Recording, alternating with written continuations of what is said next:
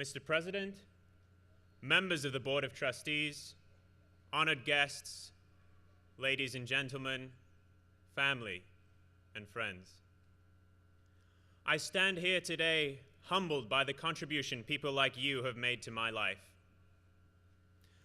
One Saturday last summer, I decided for the first time not to do my homework. I had a 5-page paper due in 2 days for my Arab film class at George Washington University, but I told myself I would rather enjoy the weekend in Washington, D.C. than spend it all in my room researching something that didn't interest me. And so I wrote an email to my notoriously unforgiving professor, explaining all the commitments I had and how writing a paper for her class was not one of them. My message ended, "I have done and will continue to do all the readings so that I can learn and contribute to class discussions, but I have decided to accept failing your class. Thank you for understanding, Adrian." I waited tensely for an hour before receiving a reply.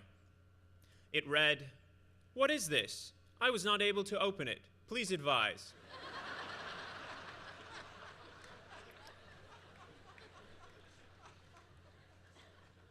Like a splash of water in the face, the technical difficulties of syncing Blitzmail with Gmail brought me back to reality and reminded me of my duty to do that in which I excel.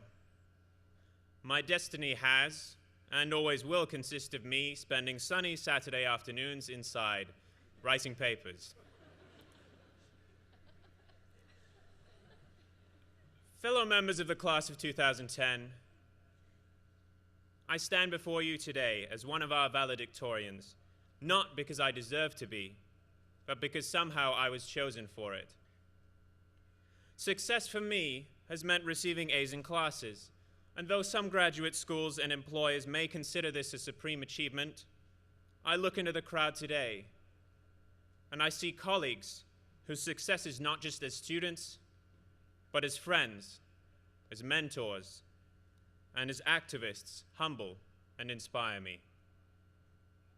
It is an honor to share with you all the academic success of obtaining a degree from Dartmouth College.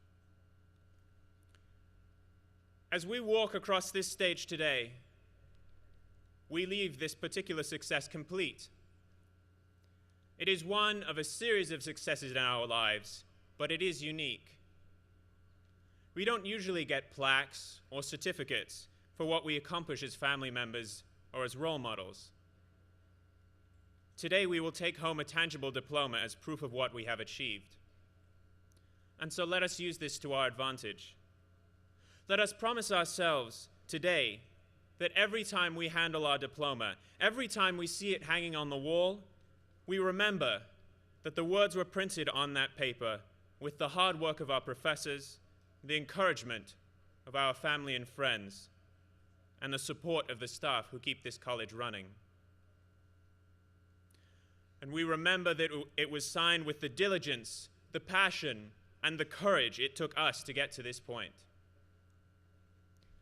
Those who supported us throughout our Dartmouth career did not do so just to see us make money, but to lead us to our true potential in this world.